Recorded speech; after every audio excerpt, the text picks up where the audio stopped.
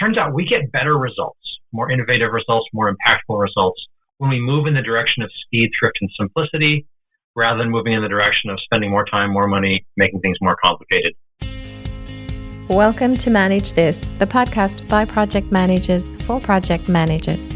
My name is Wendy Grounds, and with me in the studio is Bill Yates, and we're so glad you joined us today. We have a special guest. His name is Dan Ward, and he's an innovation catalyst at the MITRE Corporation. Dan previously served for more than 20 years as an acquisition officer in the U.S. Air Force, where he specialized in leading high-speed, low-cost technology development programs. Dan retired at the rank of Lieutenant Colonel. While he was on active duty, he helped establish the Air Force Research Laboratory's Rapid Innovation Process. Dan Ward is also the author of 3 books. We'll talk about Lift specifically in the podcast that he released in 2019, The Simplicity Cycle 2015, and F.I.R.E in 2014. In our conversation with Dan, we have a particular theme of innovation and managing complexity. Yeah, Dan has researched, of course, his career was dedicated to this as well, and he's written books on this idea of innovation and applying innovation to various environments. Certainly for project managers, we can look at this, and we're going to share some advice and learn some lessons from this man as we talk about innovation and how to apply it to our projects. Hi, Dan. Welcome to Manage This. Wendy, thanks so much for having me. I'm looking forward to this chat. Yeah, no, we're happy to have you. And first thing we want to talk to you about is your books. You've written a few books, and your latest one is called Lift. Can you tell us a little bit about that? Yeah, absolutely. So Lift was such a fun book to write, and it takes a close look at what I think is a really interesting part of history, the late 1800s, and then specifically the people who were trying to build airplanes in the decades immediately prior to the Wrights. So all of these people failed. None of their airplanes actually flew. That wasn't until 1903 when the Wrights had their first successful airplane. But these experiences, these experiments, and the way they handled their failures have a lot of really interesting applications for challenges people are working on today. So in terms of like solving hard problems, managing intellectual property, collaboration, diversity, equity, and inclusion. We think we invented that. No, they were dealing with those types of issues in the late 1800s. So really, anyone who's trying to solve an unsolved problem, or just even just a really hard problem, we can learn a lot from these aviation pioneers in the late 1800s. And it was so much fun to tell their stories. Our understanding is you had a long career with the U.S. Air Force, and through that, there are a lot of lessons learned. So we'd like for you to talk to us about some of your experience in the U.S. Air Force and leading high-speed, low-cost technology development programs. Yeah, absolutely. So I spent about 20 years in uniform as an active duty officer, an engineer, and a program manager. And, pretty early on, I noticed an interesting pattern that most of my frustrations and failures were when I was part of a cast of thousands and we were spending decades and billions to develop some new shiny piece of wonder tech. And then all my biggest successes and my proudest moments in my career were when I had a small team and a tight budget and a short schedule. So I kind of leaned into that. I studied it. I experimented with my own career. I wrote some books then about how to use this restrained approach of small schedules, tight budgets, small teams, deep commitments to simplicity, how we use this to help us deliver best-in-class, first-in-class technology that really is operationally relevant. So, for example, the last program I led while I was in uniform was actually the smallest program in my department. We had the smallest team, the smallest budget. The team was actually already shrinking before I took over. The budget had already been cut. And when they asked if I'd like to lead that team, I was like, oh, heck yeah. This is a great chance to put my money where my mouth is. And at the end of the day, we delivered ahead of schedule. Our first test flight, it was an airborne radar system. We did our first test flight a month ahead of schedule. We collected twice as much data as originally planned or promised. And we came in $7 million under budget. It was a great program to kind of cap off my time in uniform. Dan, we want to move on to what you've done next. You're currently working for the MITRE Corporation. Can you explain to us what your role is there and also something called the MITRE Innovation Toolkit that you've been part of? So MITRE is a really cool place to work. I love it here. We are a not-for-profit company. We are chartered to work in the public interest. So we bring deep technical expertise to some of the government's biggest problems and challenges. And that's on everything from public health, things like the equitable distribution of vaccines, to cybersecurity, to improving the user experience for the IRS. So my unofficial job title is Innovation Catalyst. And I think my formal job title is System Engineer of some kind. There's a bunch of other words in there, but Innovation Catalyst is what I put on my business card. So I'm part of this team at MITRE called the Innovation Toolkit team. And our mission on this team is pretty simple. It's to help people understand what innovation is and then how to do it. So we've developed a set of tools. We help people figure out which tool to use. We've got about 24 on our website, and then when to use the tool and why to use the tool. We help them go through the process of applying these tools to their projects, their programs, their departments, their processes, their technology. And one cool thing about being a not-for-profit working in the public interest, our tools are all free to use. So anybody can go to itk.mitre.org. MITRE is spelled MITRE, and ITK stands for Innovation Toolkit. So that's itk.mitre.org. And you can download the full set, all 26, I think there's 26 tools there. And for each one, there's a description of what is it, when would you use it, why would you use it, how would you use it, and then templates and downloads and enablers to help you put that into practice. That's fantastic. We've had some really interesting conversations on past podcasts about innovation. I think about our conversation with John Carter, John and Dr. Bose. They have the patent on the first noise-canceling headphones. And I remember what was so fascinating was John described to us, he said, we started out on this project thinking that the bass was going to be the key. We thought if we could make headphones that have really rich bass, that'd be the best. The customers would love it. But then some of the early feedback they received, it was not about the bass. I see what you did there. Yeah. Stepped into that one nicely, right? It was not about the bass. It was about the noise canceling, a feature that they had included that to amplify the bass and not realizing that was going to be one of the keys. So this idea of innovation is so interesting. So that reminds me of something actually from the book Lift, a German engineer named Otto Lilienthal. He was literally an engineer, like he developed engines. And the engines that he had designed were lighter weight and more powerful than anything else on the market, so much so that he retired at like 40. He retired fairly young and just dedicated the rest of his life to building airplanes. Now, we would think that to build a successful airplane, you need a lightweight, powerful engine. Oh my gosh, that's his expertise. What he discovered pretty quickly, though, is that it's not about the base, right? It turns out that the engine wasn't the next problem to be solved. He spent most of his time building gliders, flying structures that do not have engines, because what he realized in just an amazing moment of humility, of just professional humility, was that, hey, he has good engines, but the engines aren't the next part of the problem to be solved. Until you manage stability, until you have control over the aircraft, your engine is irrelevant. It doesn't matter how strong it is, how powerful it is, how lightweight it is. If you can't control your pitch and your yaw and your angles and all that, the engine doesn't matter. And he was able to make that leap. He was able to make that shift and to go from being best in the world at building powerful engines that are lightweight and said, all right, we're going to set those aside for now. We're going to focus on stability with our gliders, lower, slower, and made tremendous progress. This is so interesting. And I know, you mentioned the Wright brothers, how these two guys just put together their pennies and with duct tape and shoestring, they started building this thing and testing it and improvising on it and changing it. This is so relevant in today's economy. Sometimes project managers have to lead a project and they have a shoestring budget. They have a tight schedule. So what's the secret to successful innovation or project delivery on those frugal projects versus a project that has all kinds of time, money, or maybe complexity involved in it? So one of the main messages in my first book, F.I.R.E, is that constraints foster creativity. So instead of trying to solve our problems by adding time and money and complexity, lean into the constraints and apply intellectual capital instead of financial capital. I think Winston Churchill famously said at some point in World War II, gentlemen, we've run out of money, now we must think. And I think there's such wisdom in that perspective. And going back to the Wrights, for example, I do tend to refer to them as the Wrights rather than the Wright brothers because their sister Catherine was a full participant in their work. Wilbur even said, if history remembers us related to aviation, it must remember our sister. So, of course, history promptly forgot their sister and calls them the Wright brothers. I call them the Wrights or the Wright siblings.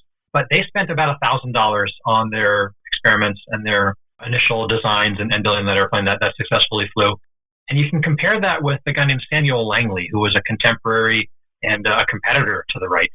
Samuel Langley spent $73,000, so 73 times more than what the Wright spent. He had teams of people with PhDs. He had government contracts, and his designs had an annoying tendency to just go, nose down into the Potomac. All that money, all that PhDs, all that formality of it did not actually help him deliver a good solution. Now, that doesn't mean we're against education. I have several degrees myself. Nothing wrong with having some money. There is an amount of money that's too little, but there's also an amount of money that's too much. And I think in technology circles, we tend to err on the direction of spending too much money rather than too little. So I can give you one quick example from, I think, my first book, talking about the U.S. Navy's Virginia-class submarine program. I love the Virginia-class submarine. It is just a terrific example of this thrifty, restrained approach to innovation and problem solving on something as large and complex as a nuclear-powered sub. So after the submarine was fielded, and incidentally, the Virginia sub cost less than half of what its predecessor cost, the Seawolf sub. So after it was fielded, and then we've been operating it for a while, the Navy asked the question, hey, what's the worst thing about this sub? What improvements could we make? And the crew said, hey, look, the periscope controller is heavy, it's clunky, it's hard to use. And someone, man, I would love to shake this person's hand. Someone suggested they replace the periscope controller with an Xbox controller. Since everyone already knows how to use an Xbox control, they cost $30. The previous periscope controller cost $39,000. An Xbox controller cost $30. And you can get a spare at any part in the world. So they tried it out. It worked great, and that's what they went with. And the nice thing about that experiment is they were able to say, hey, take one of these subs, let's remove the current clunky controller, put in the Xbox controller. If it didn't work, all right, fine, put the old one back. If it does work, though, now we're going from a $39,000 piece of equipment to a $30 piece of equipment that actually works better and solves a hard problem. That's the type of resource-constrained innovative thinking that I adore and write about extensively. Yeah, I love that story. And just think of all the young listeners who are now inspired to maybe serve in the military just because of that. Hey, if you can play an Xbox, you can operate one of these subs. Right. I could drive that nuclear sub. It's not a problem at all, I need to give you credit too, so I'm going to have to give credit in the future. We have a slide that we use in one of our main courses, our instructor classes, and the title of that slide is Constraints Foster Creativity. I need to put in there, give credit to Dan Ward and F.I.R.E. But it's such a great concept. Those constraints can be, sometimes they're part of the iron triangle. Sometimes it is scope, sometimes it is schedule, sometimes it is budget. But there are all kinds of constraints, right? Sometimes it could be a compliance issue. It could be something that the government has mandated, or it could be an internal compliance issue that our company has mandated. We'd like to use this software, we'd like to use this VPN solution, but we can't because of this constraint. There's so many times as project managers, we have to be shocked out of our paths that we're used to taking in our method for doing something and think, okay, time out. Let's all step back and take a fresh look at this because there's a constraint. We need to get around this. Just taking the constraints, which we normally see as a negative, and saying, no, there's good in this. We're going to be better. We're going to be smarter. We're going to be faster. And we'll have an improved product line into the future because of this constraint that we're going to have to solve today. I like that challenge. There's one thing that you mentioned, Dan. I think it's really a theme throughout your book, and it's the 3 attributes of restraint: speed, thrift, and simplicity. Can you tease that out some for us? Yeah, absolutely. So when I talk about constraints, I try to be specific about it. What types of constraints are we really talking about? And these are typically constraints on our time, so having a tight schedule, a near-term delivery date. Constraints on our money, having a tight budget. Constraints on team size. Some companies will talk about like the 2-pizza rule. No team should be bigger than what you can feed with 2 pizzas. And then constraints on our complexity. So not allowing complexity to expand unnecessarily. But when we talk about complexity, that's in our technology, as well as the complexity of our processes, our documentation, our PowerPoint slides. And it turns out we get better results, more innovative results, more impactful results when we move in the direction of speed, thrift, and simplicity, rather than moving in the direction of spending more time, more money, making things more complicated. And there's some bad heuristics out there. There's some unreliable rules of thumb that we should just stop using. Things like, take your time and do it right. Take your time and do it right means let's go slow. There's something to be said for not being hasty. And so when I talk about going fast, I like to distinguish being fast and being hasty. Hasty is cutting corners that shouldn't be cut. hasty as running around corners that, with your eyes shut and running with scissors. Like, I'm not about that. But there is a fastest, shortest possible path between point A and point B. Similarly, you get what you pay for.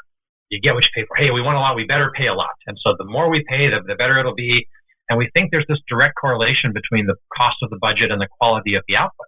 And the data just don't support that perspective. So my heuristics are things like faster, better, cheaper, pick all three. You might have heard faster, better, cheaper, pick two. That's another unreliable heuristic. I think we should stop saying that, because it turns out the data don't support this as a rule. This iron triangle is not really iron. And when you look at what NASA did in the 90s with their faster, better, cheaper initiative, the thing that they discovered experimentally, like in the real world, was that it is possible to simultaneously improve the cost, the schedule, and the performance of an advanced scientific technical piece of equipment, and that you don't have to sacrifice one of those legs of the iron triangle. So Howard McCurdy wrote a terrific book called Faster, Better, Cheaper that lays out the details of all of that. Highly recommend folks check that out. Or my 4-page article that sort of summarizes, if you don't want to read it as a whole book. Dan, can you talk a little bit about unnecessary complexity and just how that adds complications and how it can actually reduce innovation on a project? Yeah, I love this question. And, if my first book was about speed, thrift, and simplicity, of those three things, I felt like simplicity was the topic that needed a deep dive.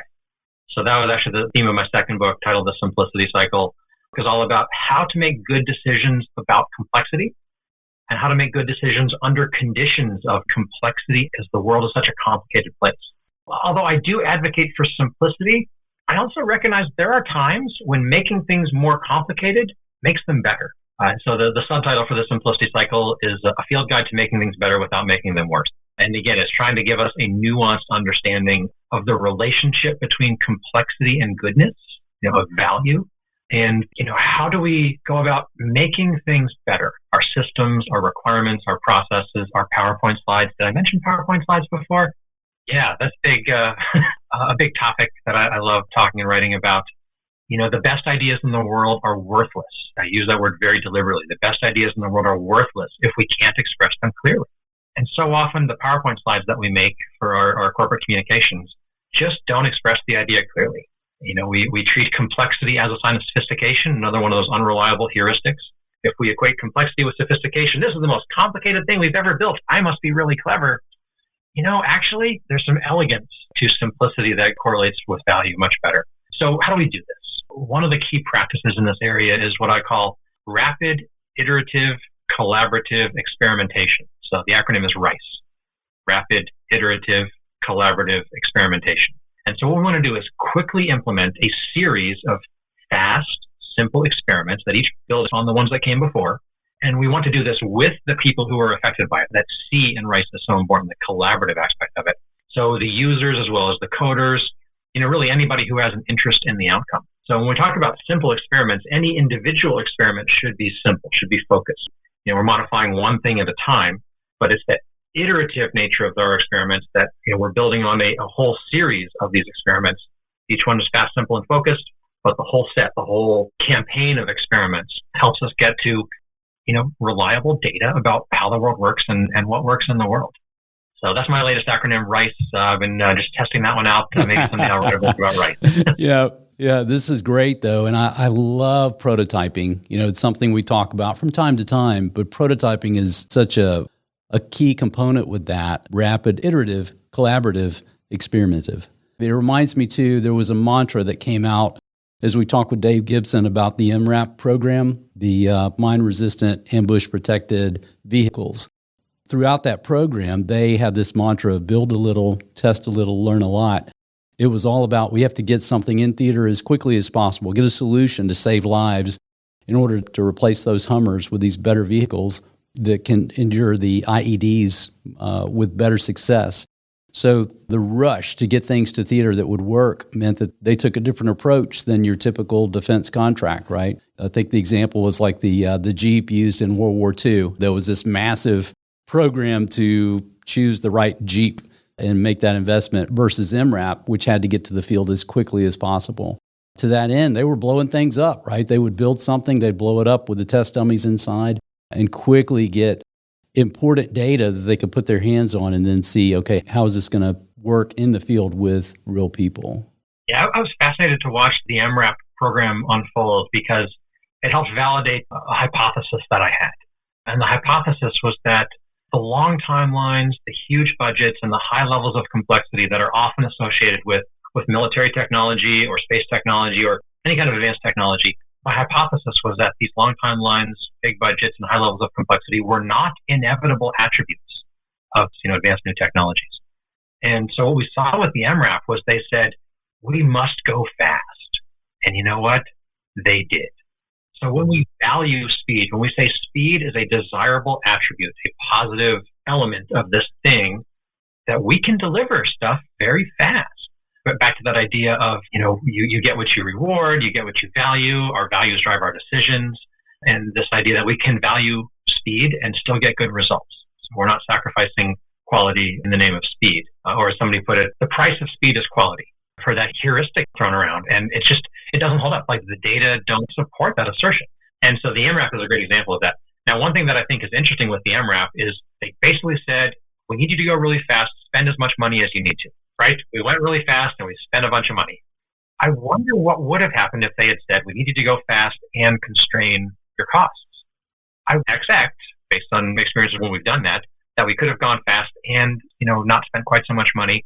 We could have incorporated more modular approaches, focus on integration of the system with the larger supply chain and the rest of the larger environment, the technical environment that it needs to operate in. So again, I think the MRAP is a great success story. It helps validate that hypothesis that we can go fast when we want to. And I think we can also go inexpensive when we want to. We can go simple when we want to, when we choose to. And we often don't choose to because we have these heuristics that say, take your time to do it right, or you get what you pay for, or complexity is a sign of sophistication. So a lot of my work is sharing some of these stories and proposing a different set of heuristics, different rules of thumb to guide our decisions. This is just a side path that I want to take with you. I appreciate the thought that you have on diversity, that bring people onto your teams that come from all different backgrounds, because that brings a different solution set and a different set of eyes to these problems. One of the things that I love is seeing this theme that where one industry learns something from another. I think of the old commercials that had somebody with a jar of peanut butter and somebody walking along with a chocolate bar, and an accident happens, and then we have the birth of the Reese's peanut butter cup, which I'm still so happy for that. Right. Yeah. Speak a bit about the diversity. How do we build teams that are able to kind of step back and see that big picture and not have blinders on? When we go deep on topic A, just like study as much as you can about topic A, inevitably, without exception, in my experience, you discover topic A is related to topic B. So with Lyft, I dove really deep. I went way down the rabbit hole on aviation in the late 1800s. And I learned so much about all the people who were doing these designs and doing these crazy experiments and building all these just bananas flying machines that none of them worked. And the more I learned about this particular domain, the more I saw parallels and comparisons and relations with other domains, with software, with the work that I do, today in the early 2020s. And so it's a general rule, a general practice I find. Go really deep on subject matter A, and you will inevitably discover parallels and connections with subject matter B, some other topic, which sets it up nicely for the topic of diversity. One of the big themes in really all my work is that innovation is a team sport, and that innovation requires diversity. I just want to say that again, innovation requires diversity. And there's a ton of really compelling research showing that homogeneous teams are less effective at solving hard problems than diverse teams are. And that the more dimensions of diversity, the more true diversity we bring to the team, the better. So it's not about tokens or about being satisfied with a bare minimum level of diversity. Oh, phew, we checked that box. We don't need to worry about diversity anymore. No. It's about actively, enthusiastically, deliberately doing the work to increase the diversity of our teams. And that's in terms of backgrounds and perspectives, as well as gender, ethnicity, orientation, degrees of ability. When you have teammates who don't look like you, they don't just bring different ideas, they stimulate different ideas. Put me in a team full of white, able-bodied American men, and I will be less creative than if I'm in a more diverse atmosphere with people who don't look like me. So it's not just that different people bring different perspectives. Different people help me come up with different perspectives. I keep going back to the data. I'm an engineer by training. I aim to be data-driven in my decision-making and in my designs and in my work. And the data continue to be so compelling, so unequivocal that diverse teams are better at solving hard problems. And so if I want to solve hard problems, I cannot allow myself to be in a bubble of people who look just like me. Dan, first I want you to give us your definition of innovation. And then if you could tell us if a project team is doing something that's not been done before, they're going to have lots of new challenges. They're going to be unexpected challenges they're going to have to face. How can innovative project managers and project teams stay on track when they're starting some new innovation? Awesome. Yeah, I love that question. I think one of the best things a leader or a manager can do is to build a shared understanding across their team of what innovation actually is and why we're doing it. So the definition we like to use for innovation on the MITRE's Innovation Toolkit team, we define it as novelty with impact. Novelty with impact. I like that definition because it's just 3 words, and so I can remember it. I also like it because it's broad enough to be applicable in a pretty wide range of situations. So novelty could refer to new technologies or new processes or new formats for our PowerPoint slides. Anything that's new fits under that umbrella of novelty. And then impact refers to saving time, saving money, saving lives. It might apply to maintainability, sustainability, all the ilities, whatever the measures of merit are for any individual project, that's under that definition of impact. A slightly longer version of this definition, we talk about it as something different that makes a difference. So the best thing about this definition, though, novelty with impact or something different that makes a difference, is it puts 2 really important questions on the table. What novelty are you trying to introduce? And what impact are you trying to have? What difference are you trying to make? And what's different about what you're doing? So if as a team together, if we can have a shared understanding of what's different about what we're doing and what difference are we trying to make, what novelty are we trying to introduce and what impact are we trying to have, now we can really communicate clearly, build a shared understanding of what we're doing and why we're here. So it might be, this is a new technology that saves lives. This is a new process that saves a bunch of time. This is a new X that does Y.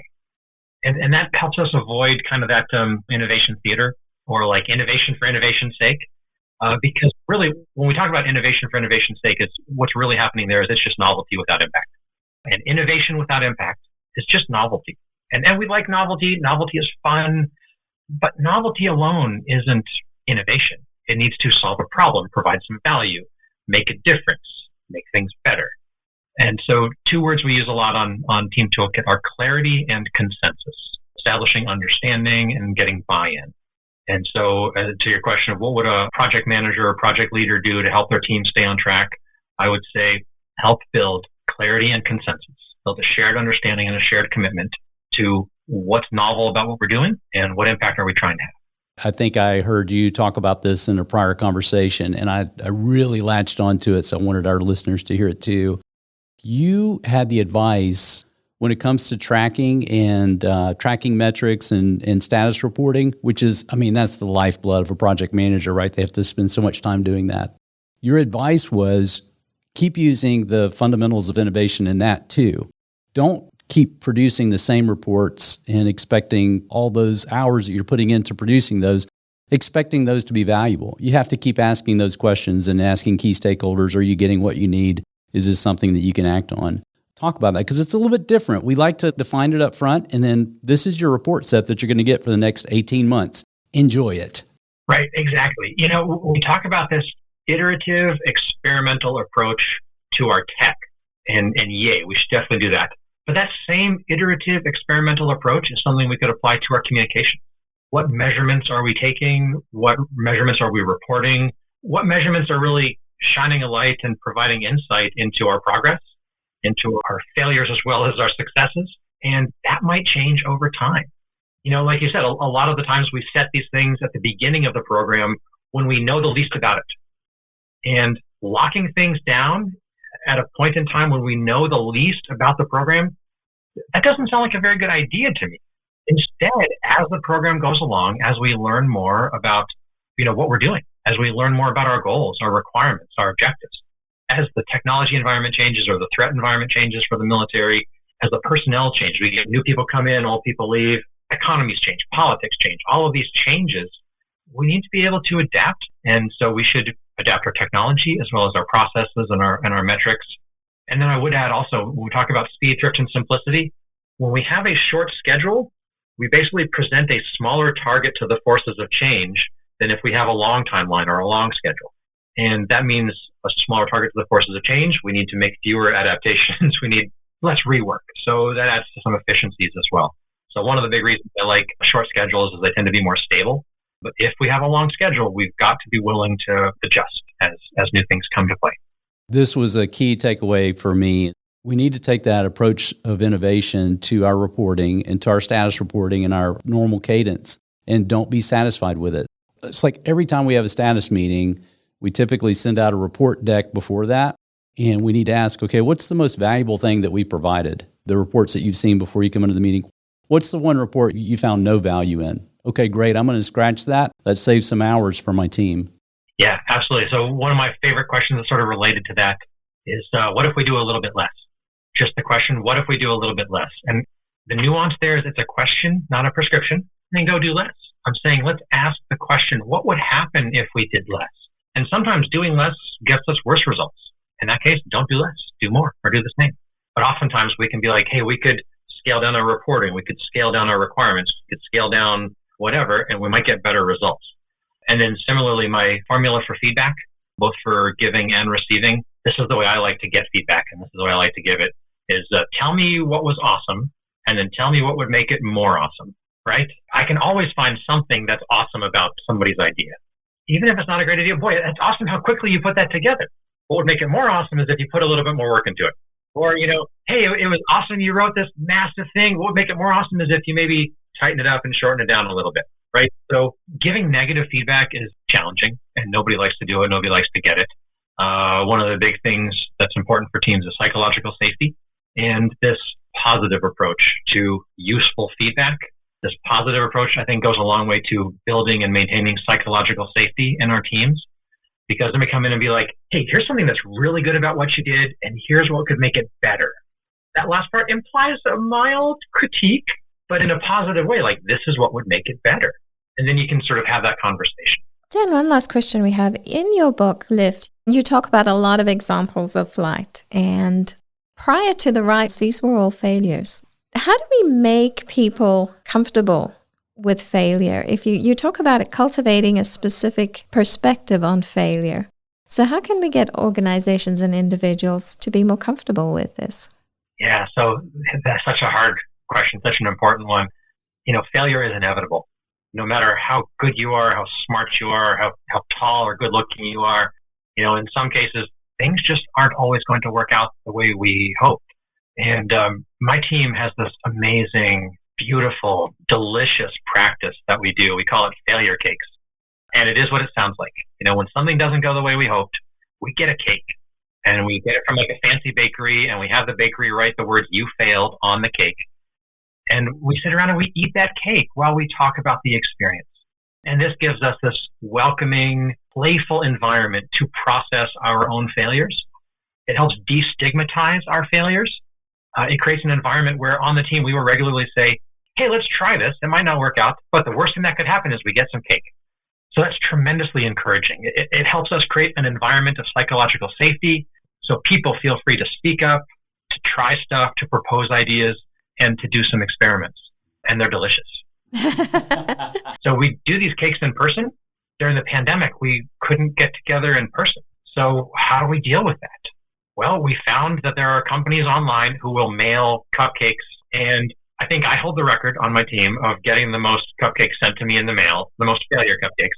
So, we didn't get to share them with our team in person, but on several occasions where like I would try something and it didn't work out the way I wanted, my team sent me cupcakes in the mail to destigmatize, to take the sting out, and to sort of not celebrate the failure, because that's not what we're doing, to celebrate the attempt, to celebrate the willingness to try something. Don't you want to be a part of a team that sends you cupcakes when you fail? Here's the other twist, though, and one of the reasons, sort of the precursors, in order to be able to do a failure cake, you need to be able to admit a failure. Failure cake makes that easier to do, but it can still be a little challenging. So in my book, Lift, I talk about, step one in studying failure is to make a list of your failures. And that is simultaneously the easiest and the hardest step, because it's not that hard to make a list, but it's also a little bit hard to come face to face with it. One thing that often makes that really challenging is we often discover, I don't have any failures per se. I haven't done anything that constituted a success or a failure. I went to a lot of meetings, I read a lot of emails, I made a bunch of PowerPoint slides, but was any of that a failure or a success? So in that case, when we ask people to make a list of their failures and they can't come up with anything, here's what I ask them to write down. Top of your list, I failed to fail. I didn't even fail, right? Eat some cake about that, and then go try something that might produce an output that constitutes either a success or a failure, a discrete, measurable output you can point to. Again, back to that definition of innovation, novelty with impact, something where you aim to have an impact. And then if you don't have the impact, hey, worst thing is you get some cake out of it. Yeah, that's great. One other variant on the failure cake is we got a great big sheet cake. We set it up in the cafeteria and we offered free slices of cake to anybody who was walking past. All they had to do was get a little yellow sticky and write a failure story on that sticky. Share us your failure, we'll give you some cake. And we put them all up on a whiteboard. And wow, the conversations we had with folks, some of them were funny, some of them were poignant. And what that did to the culture, just even in that moment, to build a culture that destigmatizes failure, seeing everybody's failure stories made people more likely to share their own. And yeah, the cake was pretty tasty too. Dan, if our audience want to get in touch with you, what's the best way they can reach you? Sure. You can visit my website, thedanward.com. That's THE and then my name, danward.com. I'm on Twitter and LinkedIn, generally under @thedanward. Yeah, would love to hear from folks. At my website, you can get downloads of free excerpts from most of my books to include audio samples, other files, and little freebies that we have on the website. That's fantastic. Thank you so much for sharing this with us. There's such a direct application to project managers. Many of the topics we've talked about are things that we as project managers struggle with, and we're looking for fresh ideas. We're looking for confirmation of what our head's telling us, right? It's like, okay, I need to create a new culture about failure. My team is getting too complacent. We need to be pushing the envelope here. And how do I do that? I buy cake. There you go. Buy a cake. Thank you so much for the chance to be here. It was a delightful conversation. I really appreciate it, and I look forward to continuing to listen to your podcast. That's it for us here on Manage This. You can visit us at velociteach.com, where you can subscribe to this podcast and see a complete transcript of the show. You have also just earned your free PDUs by listening to this podcast. To claim them, go to velociteach.com, choose Manage This podcast from the top of the page. Click the button that says Claim PDUs and click through the steps. Until next time, keep calm and manage this.